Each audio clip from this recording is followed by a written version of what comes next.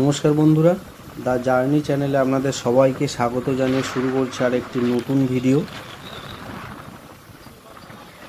আর জঙ্গলের মধ্যে দিয়ে সুন্দর এইরকম একখানি রাস্তা ধরে এগিয়ে চলেছি আমাদের নতুন গন্তব্যের উদ্দেশ্যে।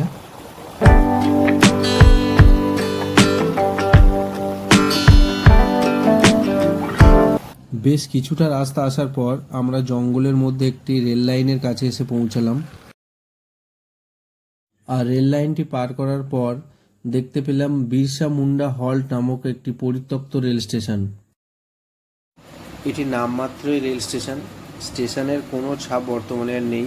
আর এখানে স্থানীয় কিছু ছেলেরা বসে খেলা করছিল। আর চারপাশটা পুরোটাই জঙ্গলে ঘেরা।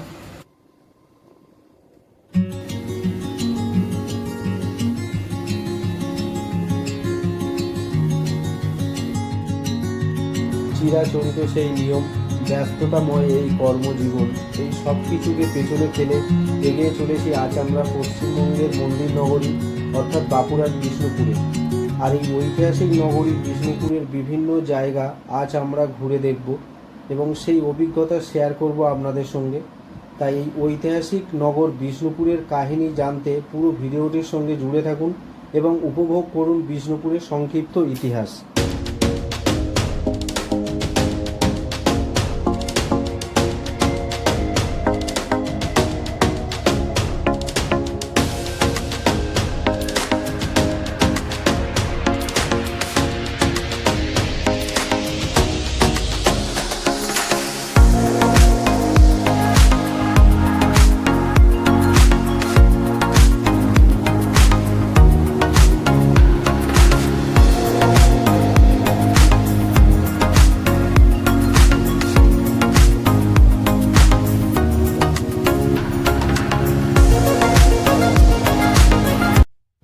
তো বন্ধুরা, আমরা জয়পুর জঙ্গল এবং ব্রিটিশ এয়ারক্রাফট ঘোরার পর জঙ্গলের মধ্যে দিয়ে প্রায় 8 থেকে 10 কিলোমিটার রাস্তা অতিক্রম করার পর আমরা এখন এসে পৌঁছালাম লালবাঁধ নামক একটি জায়গায়।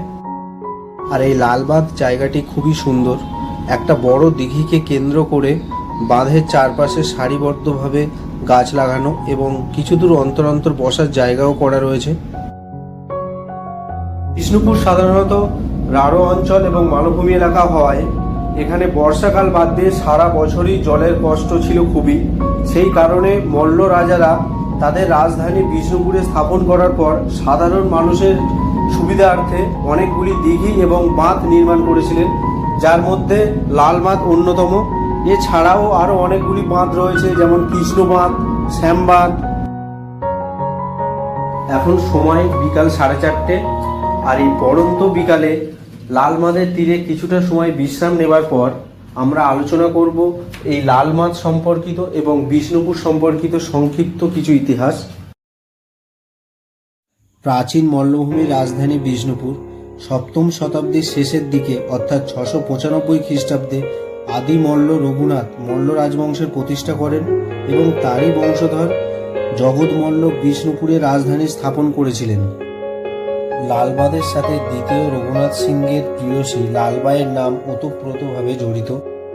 কিছু তথ্য থেকে জানা যায় যে রাজা রঘুনাথ সিংহের সাথে লালবাইয়ের একটি অবৈধ সম্পর্ক তৈরি হয়েছিল এবং যার শেষ পরিণতি হিসাবে মহারাজের মৃত্যু ঘটেছিল এবং ক্ষুব্ধ প্রজারা লালবাইকে লালবাঁধের জলে ডুবিয়ে মেরেছিল। মল্লরাজ বীর হাম্বি বৈষ্ণব পণ্ডিত শ্রীনিবাস আচার্যের শিষ্যত্ব গ্রহণ করে একজন পরম বিষ্ণু ভক্তে পরিণত হন এবং তিনি তাদের কুলদেবতা মদন মোহনকে বিষ্ণুপুরে নিয়ে এসে মন্দির প্রতিষ্ঠা করেন। তারপর কালে কালে বিষ্ণুপুরে ভরে ওঠে শতাধিক ছোট বড় মন্দির, তার মধ্যে কিছু মন্দির সংরক্ষিত এবং কিছু মন্দির ভগ্নপ্রায়। গেট এখন বন্ধ হয়ে গেছে, টিকিট কাউন্টার, যার কারণে ঢুকতে দিচ্ছে না, কিন্তু বাইরে থেকে মন্দিরটা দেখানোর চেষ্টা করব। মন্দিরটা পুরা মাটির তৈরি, আর মন্দিরের দেওয়ালের টেরাকোটার কাজ। 1643 খ্রিস্টাব্দে মল্লরাজ রঘুনাথ সিংহ এই শ্যামারাই মন্দিরটি তৈরি করেছিলেন। 5 চূড়া বিশিষ্ট হওয়ায় এই মন্দিরটি পঞ্চরত্ন মন্দির নামেও পরিচিত। মন্দিরের দেওয়ালে পোড়া মাটিতে রচিত হয়েছে রামায়ণ, মহাভারতের মতো পৌরাণিক মহাকাব্যের বিভিন্ন দৃশ্য।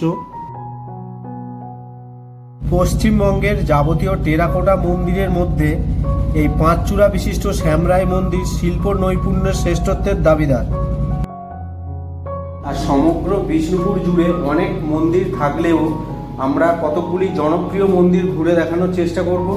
আর এখন সময় যেহেতু প্রায় 6টা, তো যত তাড়াতাড়ি সম্ভব যতগুলি মন্দির পারি আপনাদের ঘুরে দেখানোর চেষ্টা করছি।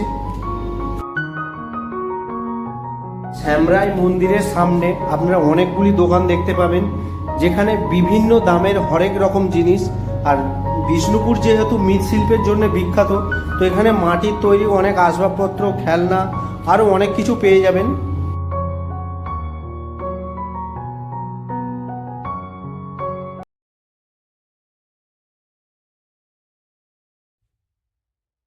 আমরা এখন আছি বিষ্ণুপুরের রাসমঞ্চে। 1587 খ্রিস্টাব্দে মল্লরাজ বীর হাম্বির প্রতিষ্ঠিত রাসমঞ্চ বিষ্ণুপুরের জনপ্রিয় মন্দিরগুলির মধ্যে অন্যতম। পিরামিড আকৃতি এবং অভিনব গঠন শৈলীর এমন মঞ্চ ভারতবর্ষে বিশেষ চোখে পড়ে না, আর অসাধারণ কার্ভিংয়ের কাজ যেটা আপনাকে মুগ্ধ হতে বাধ্য করবে। 108টি খিলানযুক্ত এই রাসমঞ্চে অতীতে বার্ষিক রাসপর্বের সময় 108 জোড়া রাধা কৃষ্ণের মূর্তি আনা হতো এবং প্রত্যেকটি খিলানে আলাদা আলাদা রাধা মূর্তি রেখে মহা ধুমধামের সাথে সমগ্র বিষ্ণুপুর জুড়ে রাস উৎসব পালন করত।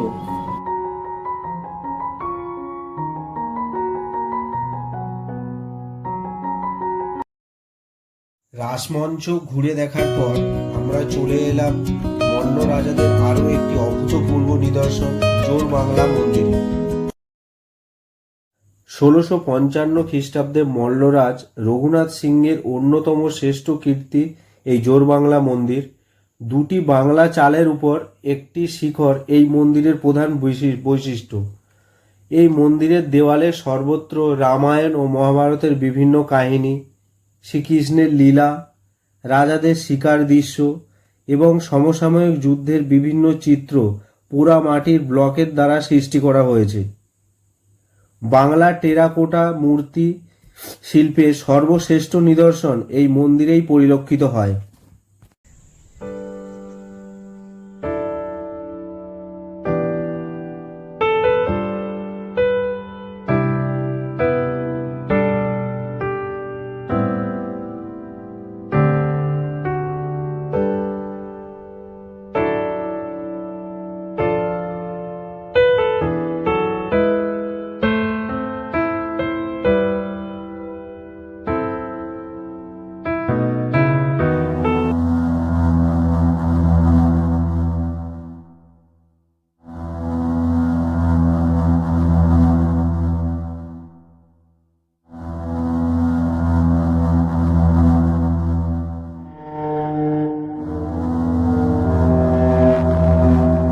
বাংলা মন্দির থেকে ঠিক ঢিলছোড়া দূরত্বে রয়েছে রাধেশ্যাম মন্দির। 1758 সালে মল্লরাজ চৈতন্য সিং রাধেশ্যাম মন্দিরটি প্রতিষ্ঠা করেছিলেন এবং বাংলার চালের ধাঁচে এক শিখর বিশিষ্ট এই মন্দিরটি ল্যাটারাইট পাথর দিয়ে তৈরি।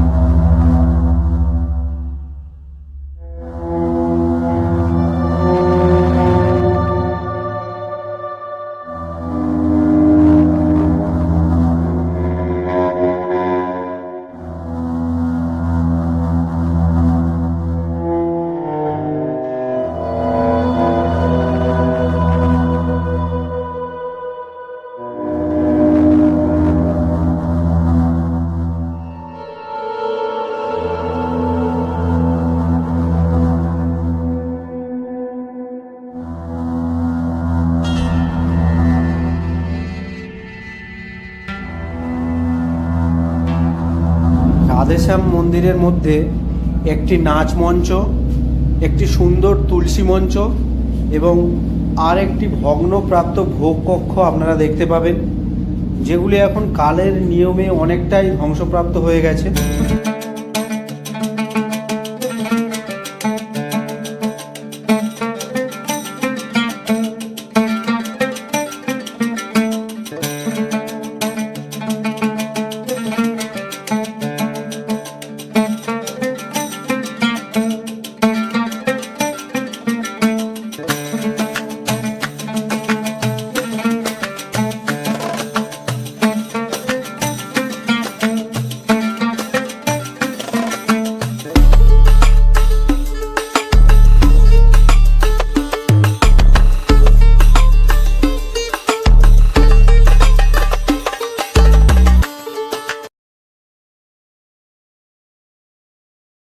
রাধেশ্যাম মন্দিরের ঠিক উল্টো দিকেই রয়েছে মৃন্ময়ী মাতার মন্দির। কথিত আছে মল্লরাজ জগৎ মল্ল শিকারে বের হয়ে এই জায়গাটিতে বিশ্রাম নিতে ঘুমিয়ে পড়েছিলেন এবং তিনি স্বপ্নাদেশে দেবী মূর্তি লাভ করেছিলেন। তাই তিনি 997 খ্রিস্টাব্দে এই মৃন্ময়ী মাতার মন্দির প্রতিষ্ঠা করেছিলেন। এই মন্দিরে দেবী এখনও পূজিত হন। আপনারা কেউ দুর্গা পুজোর সময় আসলে এই পুজো উপভোগ করতে পারবেন।